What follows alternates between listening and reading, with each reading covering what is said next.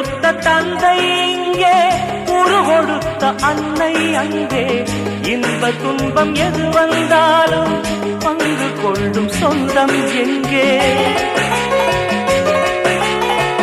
தாலாட்ட அன்னை உண்டு, சீராட்ட தந்தை உண்டு. இன்ப துன்பம் எது வந்தாலும் பங்கு கொள்ள நண்பன் உண்டு. ஒரு தாயின் பிள்ளை போல உருவான சொந்தம் கொண்டு வரும் காலம் யாவும் வெல்ல இணைந்த கைகள் என்றும் உண்டு.